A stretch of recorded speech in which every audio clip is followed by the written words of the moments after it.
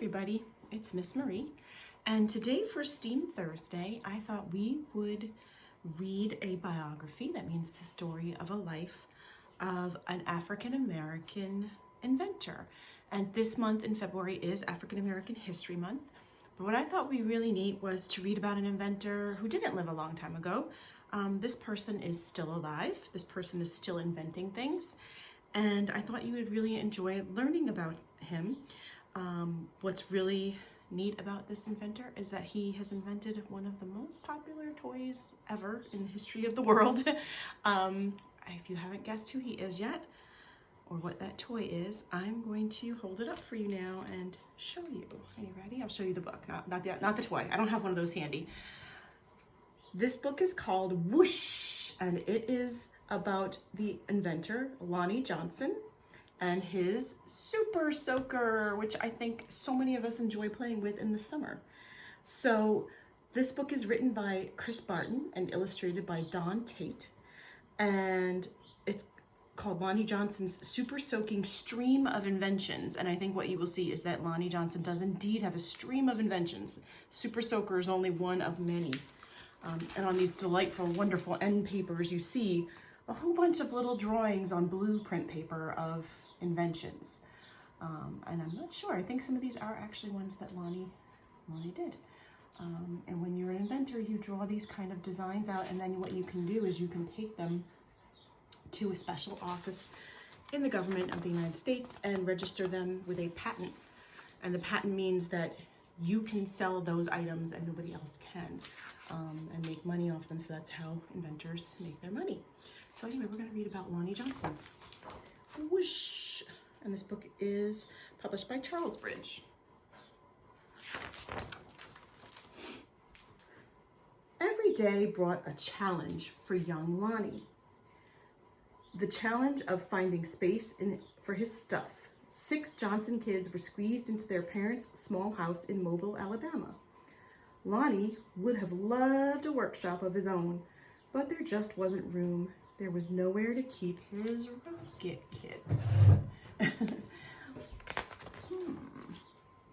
what else did he have? He had bamboo shooters, rubber band guns, erector sets, go-kart engines, bolts and screws and other spare parts his dad let him bring from the shed, and various other things he hauled back from the junkyard. Lonnie loved building and creating. Ideas for inventions just kept on flowing. There he is as a child inventing things, and his parents must be wonderfully patient to allow him to bring all that stuff into their house.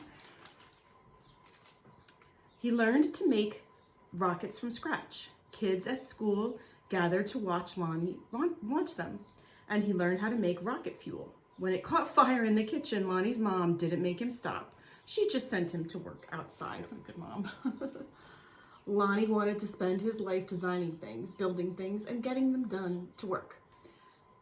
He wanted to be an engineer. However, Lonnie took an exam that said he would not make a very good engineer. His dream had been challenged. Lonnie was discouraged, but he knew that whoever had graded his test hadn't met Linux. I don't know who Linux is yet, I'll tell you that, but it's true back kind of in the older days, they used to have children take tests to see what kind of a job they would be well suited to. But as everybody knows, tests don't tell you everything, right? Inspired by a TV show, Lonnie had built his own robot. He made it out of scrap metal and named it Linux. Compressed air cylinders and valves allowed Linux's body to turn its arms and move. The switches came from an old broken jukebox. A jukebox is a place you put in money to hear music at a restaurant or a diner. Lonnie used a tape recorder to program Linux, and as a bonus, the reels looked like eyes. They do. Look at that. Lonnie wanted to enter his creation into a science fair, but he couldn't get the transmitter to work. Without it, Lonnie couldn't send commands to Linux. Science fairs came and went. Lonnie missed out on one, then another, until he got an idea. Now, Lonnie may or may not have been asked before he borrowed his little sister's walkie-talkie. Do you think he asked his little sister?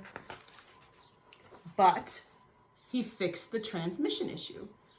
His school's team took freshly finished Linux to a 1968 fair at the University of Alabama. Only 5 years earlier, African-American students weren't even allowed to enter. Having to compete in a place that still wasn't very welcoming, now that was a challenge with a capital C.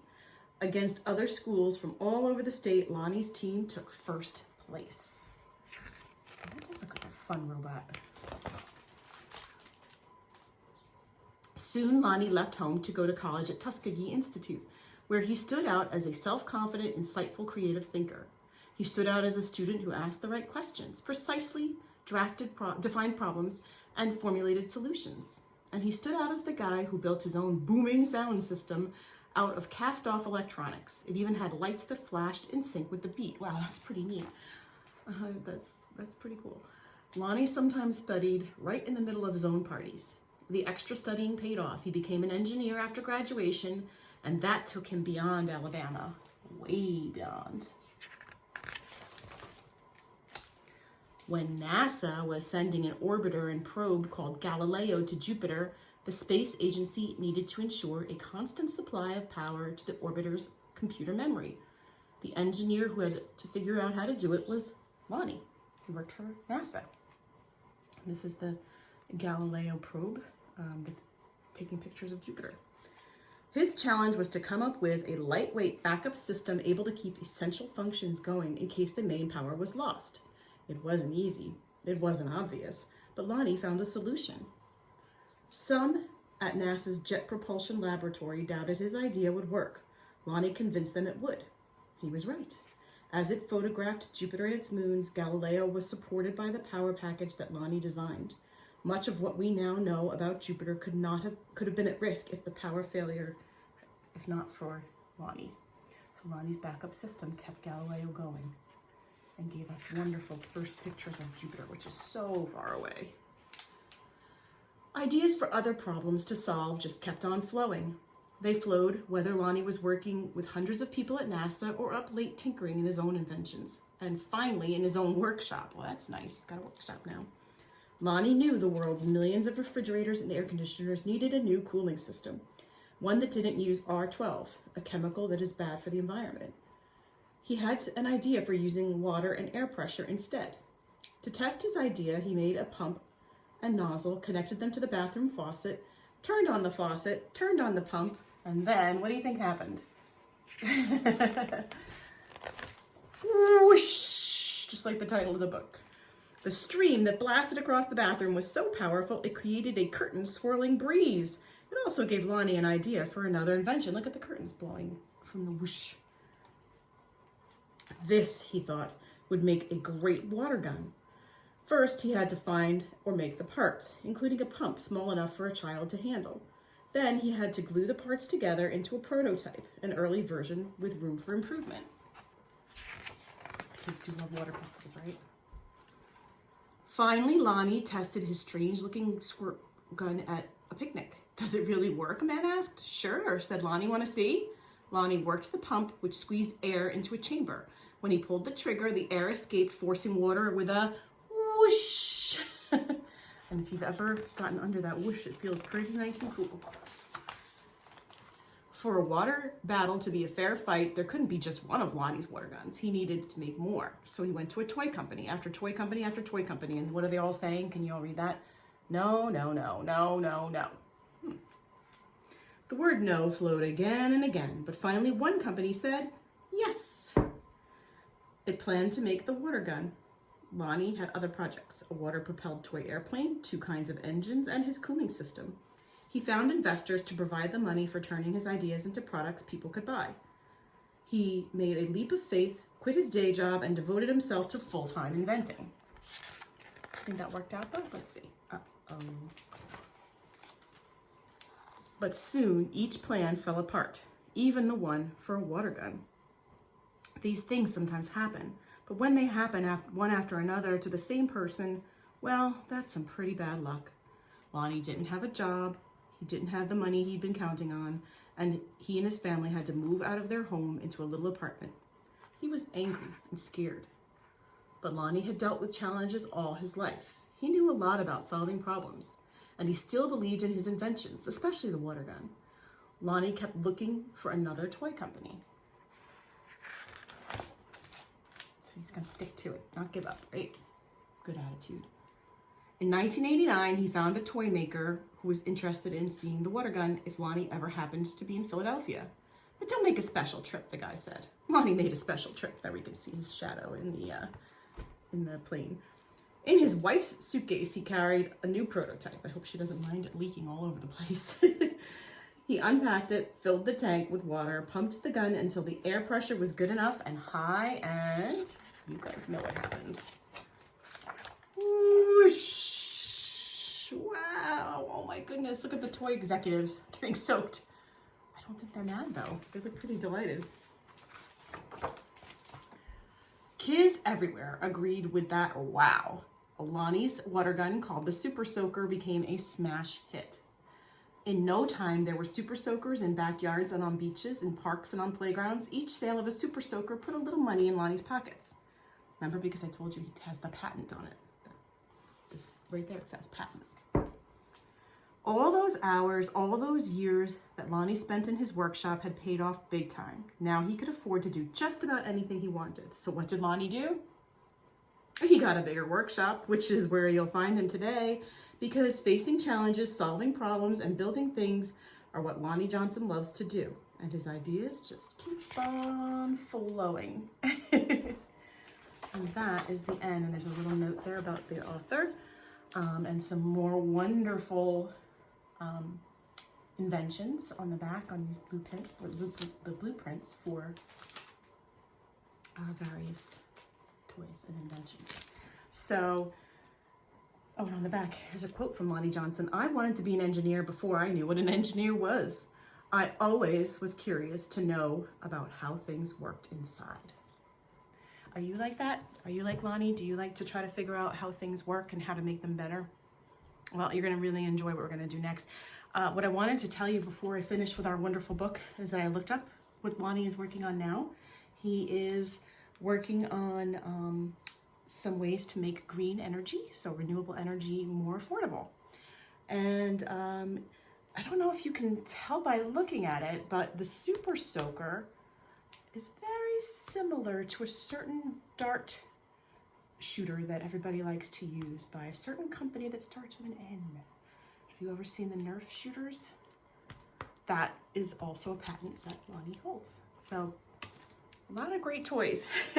He must really enjoy playing, I think, but he also enjoys making things. So, not like Lonnie, I'd like to see if you would like to play around a little bit with some rockets. If you picked up the rocket kit at the library, you would have received some foam rockets and a hand pump to pump them to shoot them out, and then a straw and a paper. Now this paper comes right from the NASA educational website, so you can print this out yourself at home and make it. I'm gonna put the camera down now so you can see how I make it. Very, very simple. First, we're gonna cut out right along the lines here this long piece. Now, what do you think the long piece is gonna be for? That's gonna go around the straw and make the body of the rocket, the fuselage. Okay. Then we have these parts here, these two tails, and we do need both of them. Because, yeah, we need both of them. It's gonna make it go all the way around so that there's 4 tails sticking out.